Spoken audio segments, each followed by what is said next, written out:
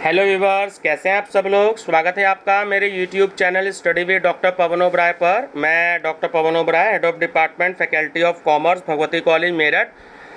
Viewers, आज इस video में मैं आपसे देखिए दो तरीके से वीडियो डिस्कस करूंगा। एक तो सीसीएस यूनिवर्सिटी मेरठ में एमकॉम सेकेंड ईयर में प्राइवेट में जो आपका एग्ज़ाम होना है ह्यूमन रिसोर्स मैनेजमेंट का, तो उसका मैं आपसे पेपर सॉल्व करवा रहा हूँ 2019 का। ठीक है, 2020 का एक्चुअली मेरे को मिल नहीं पाया है, तो 2019 का, 18 का, 17 का और 16 का ये चार पेपर मेरे को जो है अवेलेबल हो गए हैं। तो ये मैं आपसे जो है डिस्कस करूँगा। ठीक है, 2016 का मैं कुछ दिन पहले डिस्कस कर चुका था, तो इसकी प्लेलिस्ट है मेरी ह्यूमन रिसोर्स मैनेजमेंट की, तो आप उसमें देख सकते हैं। ये पेपर भी जो है आपको उसी में मिलेंगे। ठीक है, और दूसरा ये जो मैंने एक प्लेलिस्ट बना रखी है miscellaneous question bank of commerce, तो उसमें एनटीए नेट वालों का पेपर है, टीजीटी पीजीटी वालों की जो प्लेलिस्ट बनी हुई है, तो उसमें भी मैं ये अपलोड करूँगा ताकि टीजीटी पीजीटी और जो एनटीए नेट वाले जो भी कोई कैंडिडेट्स हैं उनके एग्ज़ाम हैं, तो वो भी जो है अपना पेपर दे सकें। तो क्योंकि एक्चुअली उनको मटेरियल नहीं मिल पाता है, क्योंकि एनटीए नेट की किताबों में भी केवल 200 या 250 240 क्वेश्चन ही हर एक टॉपिक पे दे रखे हैं। तो मैंने एक ऐसा क्वेश्चन बैंक की प्लेलिस्ट बनाई है जिसमें मैं 50,000 क्वेश्चन तक आपको कॉमर्स के और इकोनॉमिक्स के मैं आपको दूंगा, और भी जो भी कोई लेटेस्ट क्वेश्चन होंगे, जैसे मनी एंड बैंकिंग पे क्वेश्चन बहुत आते हैं, जीएसटी पे क्वेश्चन बहुत आते हैं। अभी मैं तैयार कर रहा हूँ क्वेश्चन, जीएसटी और इनकम टैक्स से रिलेटेड जो है वो क्वेश्चंस मैंने तैयार कर लिए हैं। थोड़ा सा वर्क बाकी है जीएसटी पे, तो 2-3 दिन बाद इनकम टैक्स पे भी मेरे पास इंग्लिश मीडियम में क्वेश्चंस जो हैं वो रेडी हो चुके हैं, तो वो मैं आपसे डिस्कस करूंगा। और व्यूवर, जो व्हाट्सएप नंबर मेरा डिस्क्रिप्शन बॉक्स में दे रखा है, तो आप अगर प्रीवियस ईयर के क्वेश्चन पेपर की पीडीएफ लेना चाहते हैं तो केवल आप उस नंबर पे मुझसे बात करके आप 10 रुपये मेरे बैंक अकाउंट में केवल जमा कराएंगे, तो आपको एक क्वेश्चन पेपर आपको मिल जाएगा। मान लीजिए यही पेपर चाहते हैं, केवल आप 10 रुपये पे करेंगे और आपको 2019 के पेपर की आपको व्हाट्सएप कर दी जाएगी। ठीक है, चलिए डिस्कस करते हैं। जन समुदाय या जिन्हें हम व्यक्तियों भी कहते हैं को परिसंपत्ति माना जाए, ना कि परिवर्तनशील लागत, इस अभिमत पर डैश में प्रमुखता दी गई है। तो मानव संसाधन प्रबंध में, मानव संसाधन प्रबंध से आशय संगठन के कार्यबल की बौद्धिक क्षमता, कौशल, सृजनात्मक क्षमता, प्रतिभा तथा अभिवृत्तियों का कुल योग है, जिसमें संबंधित व्यक्तियों, जिसमें मालिक, स्वयं नियोजित व्यक्ति आदि के मूल्य, व्यवसाय तथा अभिवृत्तियां भी सम्मिलित हैं। तो इस कथन का प्रतिपादन किसने किया? तो वो किया लियोन मैगिन्सन ने। ठीक है, प्रसिद्ध पुस्तक द फिलॉसफी ऑफ मैनेजमेंट किसके द्वारा लिखी गई है? ये क्वेश्चन तो बहुत आया है, एनटीए नेट में भी और पीजीटी में भी आया है।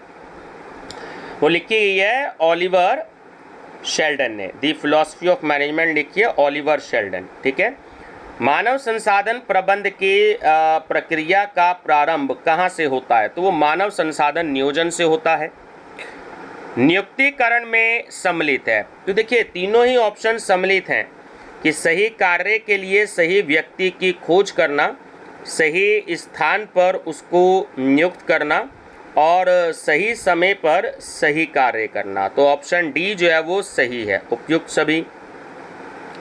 वह प्रक्रिया जिससे सही व्यक्ति सही स्थान पर, सही समय पर तथा सही संख्या में चुने व नियुक्त किए जा सके, उसे कहते हैं मानव शक्ति आयोजन। जनशक्ति से तात्पर्य है ऑप्शन सी कि वे सभी व्यक्ति जो कार्य पर लगे हुए हैं या करने योग्य हैं। मानव शक्ति का उद्देश्य है, तो देखिए दोनों ही उद्देश्य हैं, तो इसलिए ऑप्शन नंबर 1 करेक्ट है कि फर्स्ट और सेकंड, कि मानव शक्ति की आवश्यकताओं का सही अनुमान और मानव शक्ति का प्रबंध करना। ठीक है, प्रबंधकीय आयोजन प्रक्रिया का प्रथम चरण क्या है? तो ऑप्शन नंबर जो आपका डी है वो सही है कि एक उद्देश्य निर्धारित करना। ठीक है, निम्नलिखित में से कौन सा मानव संसाधन प्रबंधक के क्रियात्मक कार्य का उदाहरण है? तो वो है सी, प्रापण या उपलब्ध कराना। प्रापण शब्द किसका प्रतीक है? ये एक्चुअली भर्ती और चयन का प्रतीक है, ठीक है। इनमें से कौन सा शब्द कठोर मानव संसाधन प्रबंध को अच्छे ढंग से वर्णित करता है? तो ऑप्शन डी सही है कि एक लागत केंद्रित तर्कसंगत उपागम जो जन समूह का प्रबंध करने हेतु बना हो। मानव संसाधन नियोजन का आधार है। तो सी, फर्म की कार्य नीतिक योजना। आंतरिक तथा बाह्य उपयुक्तता से क्या आशय है? तो ऑप्शन नंबर डी जो है वो सही है कि मानव संसाधन नीतियां जो संगठन के अंतर्गत तथा समग्र व्यावसायिक व्यूह रचना से सुसंगत तथा परस्पर पूरक हो। भर्ती प्रक्रिया है ऑप्शन बी कि भावी प्रत्याशियों की खोज। चयन का अर्थ होता है, तो चयन का अर्थ होता है विलोपन। कर्मचारी के ज्ञान कौशल तथा योग्यता में वृद्धि करने के कार्य को कहा जाता है प्रशिक्षण।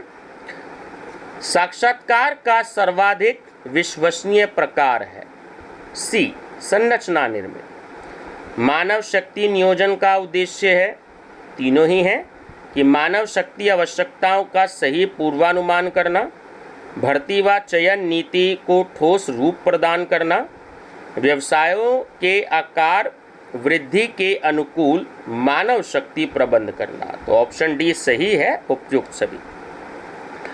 एमबीओ क्या है ना? पूरा नाम होता है इंग्लिश में मैनेजमेंट बाय ऑब्जेक्टिव्स और हिंदी में कहते हैं उद्देश्यों द्वारा प्रबंध। निम्नलिखित में से किस साक्षात्कार में प्रश्नों को पहले निश्चित किया जाता है? तो वो होते हैं संरचित। व्यक्तियों का प्रबंध करने हेतु सिद्धांत X और सिद्धांत Y यानी थ्योरी X और थ्योरी Y का प्रतिपादन किसने किया? मैकग्रेगर ने। कर्तव्यों, उत्तरदायित्वों, कार्यात्मक दशाओं या परिस्थितियों तथा प्रतिवेदन संबंधी कार्मिकों के बीच संबंध यानी कि कौन किसको प्रतिवेदन देगा को सुनिश्चित करने की प्रक्रिया को क्या कहते हैं? उसे हम कहते हैं कृत्य विवरण, है ना, जॉब डिस्क्रिप्शन। कृत्य विश्लेषण के कार्य में कौन सा निम्नलिखित कथनों में सत्य नहीं है? तो ऑप्शन नंबर बी कि कृत्यों को निहित तत्वों में विभाजित किया जाता है, जैसे अन्य व्यक्तियों से संबंध स्थापित करने हेतु या आवश्यक सूचना प्राप्त करने हेतु। कृत्यों के मूल्य को सुनिश्चित करने हेतु एक क्रमबद्ध तुलनात्मक अध्ययन करने को क्या कहते हैं? तो हम कहते हैं कृत्य मूल्यांकन, जॉब इवैल्यूएशन।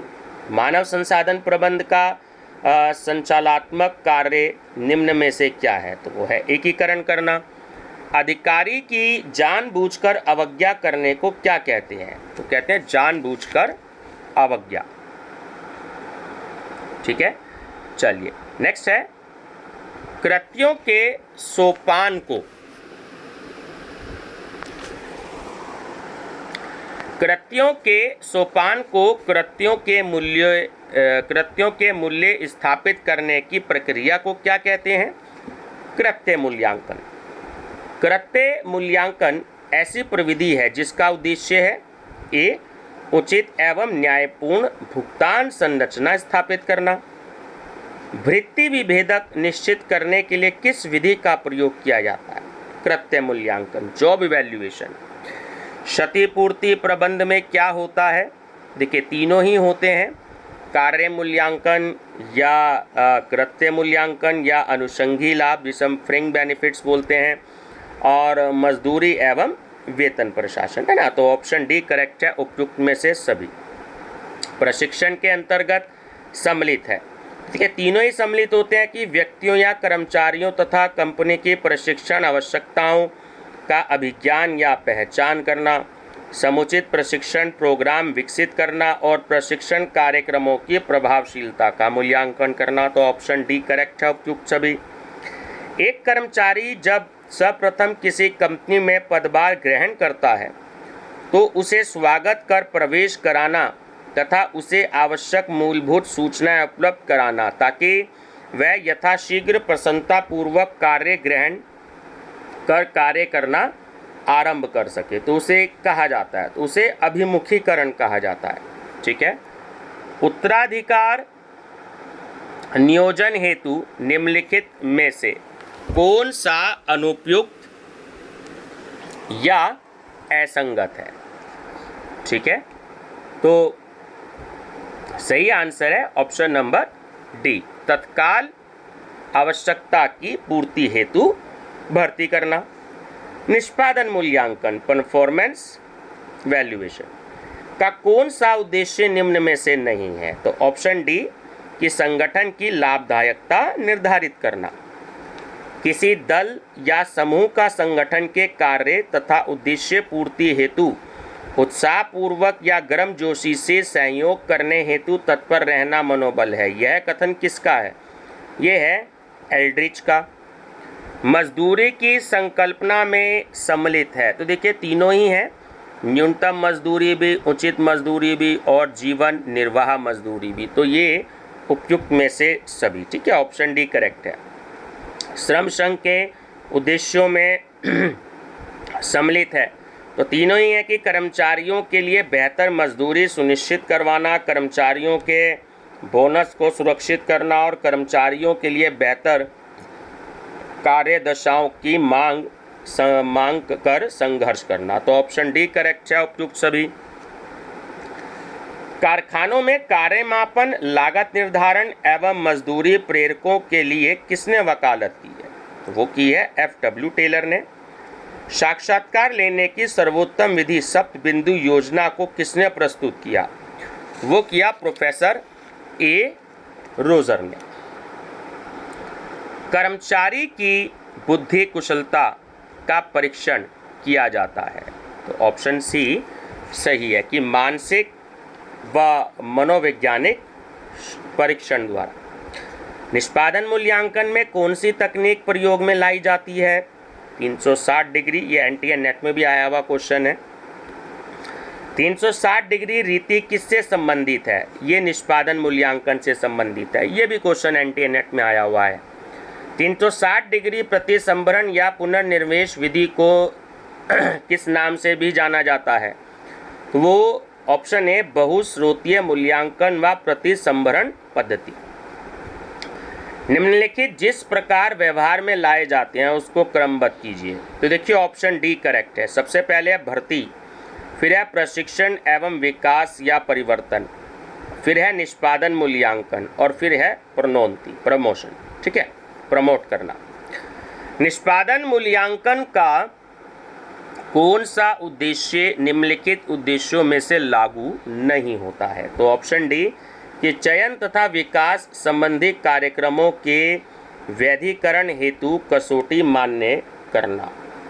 भारत सरकार ने संसद में किस वर्ष में प्रबंध कोष श्रमिकों की सहभागिता बिल प्रस्तुत किया था? 1990 में। किसी विवाद को निपटाने या सुझाव देने हेतु बिना न्यायालय या कानून का आश्रय लिए किसी तृतीय पक्ष को सौंपने के लिए सहमत होना कहा जाता है, तो उसे हम कहते हैं सराधन या समझाना बुझाना। प्रबंधकीय कर्मचारी की भर्ती के लिए निम्नलिखित में से कौन सा स्रोत सर्वाधिक प्रासंगिक है? तो वो है विज्ञापन।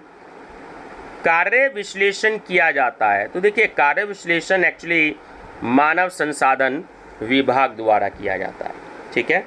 शिकायत निवारण के अंतिम चरण में किसके द्वारा प्रबंधन किया जाता है? तो वो दोनों पक्षों में सहमति से मध्यस्थ के द्वारा।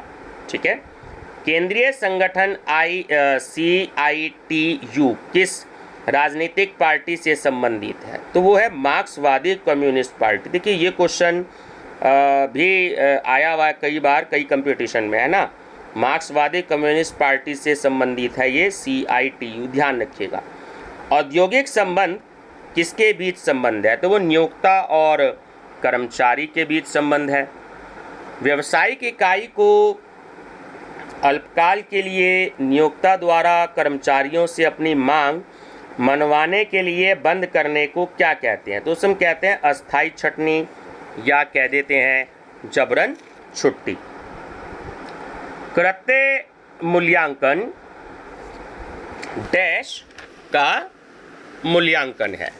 तो देखिए सही आंसर है इसमें ऑप्शन नंबर ए कार्य। व्यक्तिगत प्रेरण योजनाओं में शामिल नहीं है। लाभ विभाज्यता। नेतृत्व निम्नलिखित सभी कारकों का कार्य है सिवाय इसके। तो बी उत्पाद या सेवा। शब्द अंगूरी लता खबर फैलने का गुप्त साधन है ना का प्रयोग डैश संप्रेषण को दर्शाने के लिए किया जाता है। अनौपचारिक। ये एनटीए में भी क्वेश्चन नेट में कई बार आया हुआ है, फर्स्ट पेपर में भी और कॉमर्स में भी, तो ध्यान रखिएगा, है ना। अंगूरी लता ये इनफॉर्मल कम्युनिकेशन का ही दूसरा नाम होता है, ग्रेप वाइन कम्युनिकेशन। निम्नलिखित में से कौन सी स्थिति भारत में श्रम संघों के बीच प्रतिस्पर्धा को बढ़ाती है? तो ऑप्शन भी सही है कि एक ही संगठन में बहुत से श्रम संघ जिनका संबंध विभिन्न राजनीतिक दलों से है तथा जो एक ही प्रकार के कर्मचारियों का प्रतिनिधित्व करते हैं। किसने कहा था कि संप्रेषण किसी प्रशासकीय प्रणाली की रक्त धारा है? ये कहा था ऑप्शन डी फिफ्नर ने। ठीक है, चलिए अब जरा ये आपका मैचिंग है। एनटीए नेट में क्वेश्चन ऐसे बहुत आते हैं आजकल, तो टीजीटी पीजीटी में भी आने लगे हैं। तो इसमें आपका option number A he correct है कि जो जीवन वृत्ति के लक्षण हैं तो वो है 2 नंबर से रिलेटेड कि जीवन वृत्ति के भाग के रूप में भविष्य में प्राप्त हो सकने वाले पदों तक पहुंचने के लिए कोई प्रयत्न करता है। और बी है जीवन वृत्ति पथ, तो वो 3 नंबर से कि जीवन वृत्ति को स्वरूप देने वाले कृत्यों या कार्यों की क्रमिक संरचना। जीवन उपबोधन, तो वो 4 नंबर से रिलेटेड है कि उनकी संभावित जीवन वृत्ति हेतु व्यक्तियों का दिशा निर्देशन करना। और डी है जीवन वृत्ति शिक्षण या परामर्श कार्य, तो ये 1 नंबर से रिलेटेड है कि वह प्रक्रिया जिसमें कार्यपालक अधिकारी एक पथ प्रदर्शक के रूप में कार्य करता है। ठीक है, चलिए नेक्स्ट है न्यूनतम मजदूरी अधिनियम कब अस्तित्व में आया? सन 1948 में। मातृत्व लाभ अधिनियम कब बनाया गया था? वर्ष 1961 में। द्वार कोष प्रशिक्षण का अर्थ है, तो यह कार्य से दूर रहकर जिस यंत्र का उन्हें कार्य पर प्रयोग करना है उसका प्रशिक्षण। तबादला के कारण है, जैसे ट्रांसफर हो जाती है। देखिए तीनों ही कारण है कि संगठनात्मक आवश्यकताएं, कर्मचारी की उत्पादकता में वृद्धि करना और कर्मचारी को दंडित करने हेतु। तो ऑप्शन डी करेक्ट है उपयुक्त सभी। कर्मचारियों को स्वास्थ्य संबंधी खतरों से बचाने के लिए उचित प्रकाश की व्यवस्था का उल्लेख किया गया है, तो ये कारखाना अधिनियम में किया गया है। ठीक है, चलिए नेक्स्ट है प्रबंध में कर्मचारियों के सहभाग की विभिन्न विधियां हैं। तो ये ध्यान रखेंगे हम कि इसमें भी ऑप्शन नंबर डी आपका सही है कि संयुक्त प्रबंध परिषद और कार्य समितियां और शॉप यानी कार्यशाला परिषद तथा संयुक्त परिषद। कृत्य संतोष के विषय में कौन सा कथन सर्वाधिक सही है? तो ये सी कि यह मापा नहीं जा सकता। मैस्लो के अनुसार आवश्यकताओं के क्रम में सर्वोच्च आवश्यकता है वो है आत्मविकास। निम्नलिखित आवश्यकताओं में से कौन सी मैक्लीलैंड के सिद्धांत का भाग नहीं है? वो है प्रभुत्व। निम्नलिखित में से कौन सा ERG सिद्धांत के स्तरों में से एक नहीं है? तो वो है स्वाभिमान, जिसे हम कहते हैं अहम। कौन सा कथन सही है? ऑप्शन सी कि श्रम संघ श्रमिकों का एक संगठन होता है। ठीक है, चलिए नेक्स्ट है आपका 74 कि यह मान्यता कि कर्मचारी कार्य को पसंद करते हैं, सृजनात्मक रुचि वाले होते हैं तथा स्वात्म निर्देशन कर सकते हैं, इसे कहा जाता है। तो इसे सिद्धांत वाई कहा जाता है। मानव प्रकृति के विषय में यह मान्यता है कि, तो इसमें देखिए ये जो तीनों हैं, तीनों जो आपको पॉइंट्स दे रखे हैं, एक्चुअली ये सिद्धांत एक्स से रिलेटेड है कि अधिकांश व्यक्तियों को स्वाभाविक रूप से कार्य अरुचिकर लगता है, अधिकांश व्यक्ति निर्देशित होना पसंद करते हैं और अधिकांश व्यक्ति बहुत कम या ना के बराबर सूचनात्मक रुचि वाले होते हैं ना। तो इसे हम कहते हैं सिद्धांत एक्स। ये मैकग्रेगर ने बताई थी, थ्योरी एक्स और थ्योरी वाई। रिक्त प्रार्थना पत्र के नाम में जन्म तिथि तथा पता किसके अंग है? तो वह है व्यक्तिगत संबंध। कारखाना अधिनियम 1948 की धारा 40 बी के अंतर्गत एक कारखाने में जहां डैश या अधिक कर्मचारी कार्य करते हो तो सुरक्षा अधिकारी की नियुक्ति की जानी चाहिए। 1000 सिद्धांत जेड के प्रतिपालक हैं, तो वह विलियम आउची। ह्यूमन रिलेशन, ये ह्यूमन रिलेशन एट वर्क पुस्तक किसके द्वारा लिखी गई? Keith Davis. कर्मचारी का नियोक्ता के नियंत्रण में ना होने वाले परिस्थिति जन्य कारकों के कारण वेतन भुगतान के अनिश्चित कालीन विच्छेद या वंचित रहना है, तो उसे हम कहते हैं तालाबंदी। ठीक है, ये स्टूडेंट थोड़ा माफ़ी चाहूँगा, एक्चुअली इस तरीके से करना पड़ रहा है तब जाके वो क्लियर हो रहा है, थोड़ी पीडीएफ फाइल इसकी सही नहीं बन पाई है।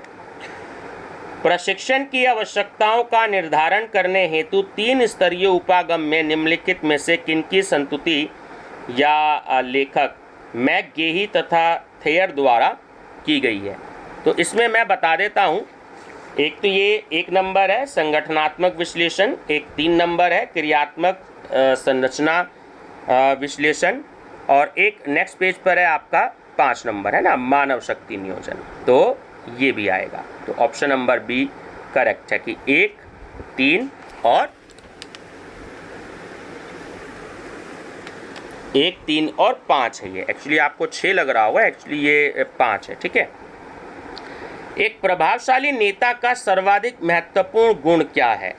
चरित्र, भावनात्मक बौद्धिक स्तर में सम्मिलित है, तो स्वबोध, स्वप्रबंध तथा स्व अभिप्रेरणा। निम्नलिखित में से कौन सी नेतृत्व शैली नहीं मानी जाती है?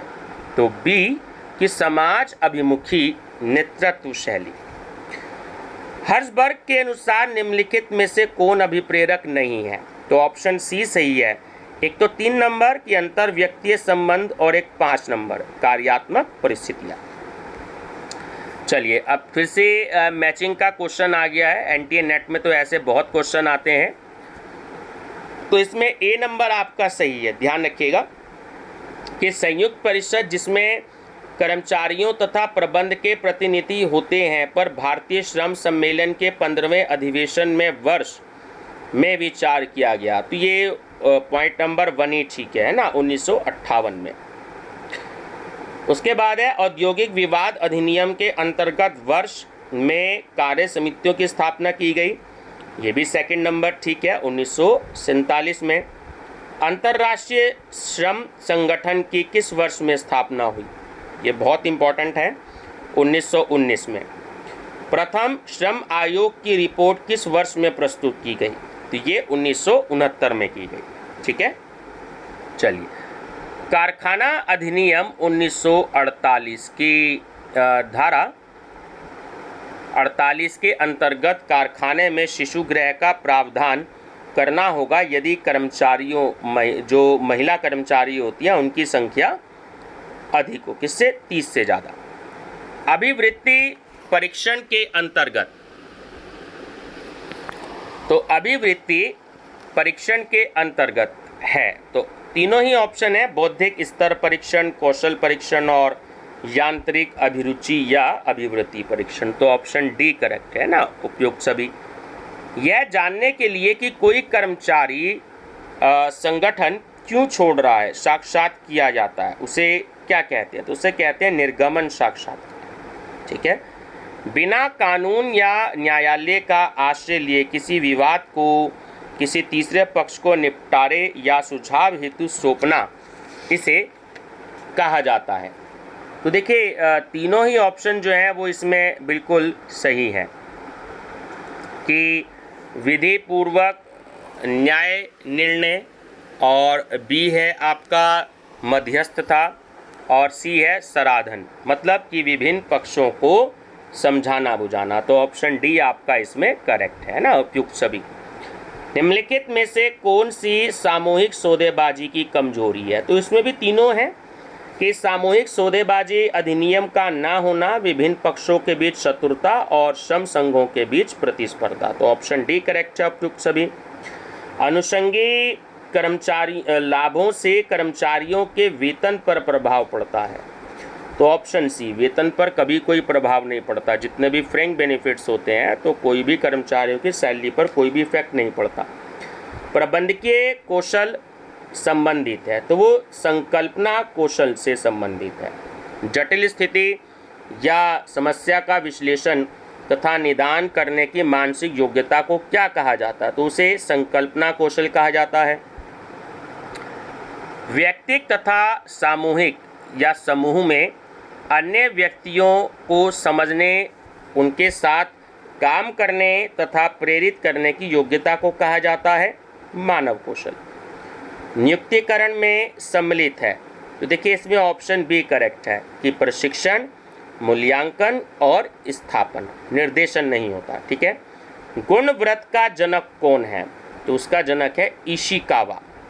इशिकावा। वेतन चिट्ठा बनाने की प्रक्रिया में महंगाई भत्ता की गणना करने हेतु क्या जानना आवश्यक है? वो होता है जीवन निर्वाह सूचकांक। देखिए एनटीए नेट में आए हुए क्वेश्चन है दोनों, 97 और 98 है ना। जीवन निर्वाह सूचकांक जानना जरूरी होता है जब जो है ये महंगाई भत्ता डियरनेस अलाउंस की गणना की जाती है।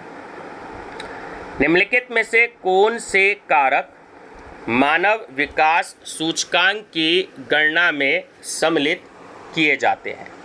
ठीक है, तो इसमें हमारा ऑप्शन नंबर डी करेक्ट है। ठीक है, जीवन प्रत्याशा और व्यस्क साक्षरता और शालीन रहन सहन का स्तर। तो ऑप्शन डी करेक्ट है इनमें से सभी।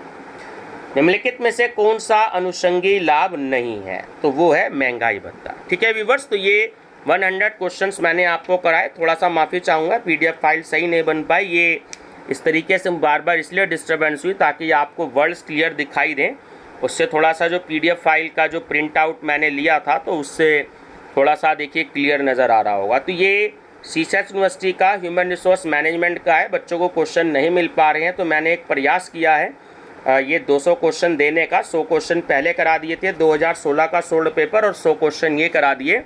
ठीक है, तो आपके 2019 के भी जो है ये क्वेश्चन आपके हो गए। ठीक है व्यूवर्स, तो वीडियो पसंद आए तो लाइक शेयर सब्सक्राइब जरूर करिएगा। बाकी आपका एक सब्जेक्ट रह गया है एमकॉम का स्ट्रेटेजिक मैनेजमेंट, तो वो भी मैं धीरे धीरे जो है स्टार्ट आपको कराना शुरू करूँगा। दूसरा latest current affairs NTA net वाले जरूर देखें। तो एक मेरी वीडियो है लेटेस्ट करंट अफेयर्स, तो उसमें मैंने कल रात को 50 बहुत ही लेटेस्ट अभी 15-16 दिन पुराने ही करंट अफेयर से क्वेश्चंस अपलोड किए हैं, तो आप उसको जरूर देखिएगा। Thank you viewers.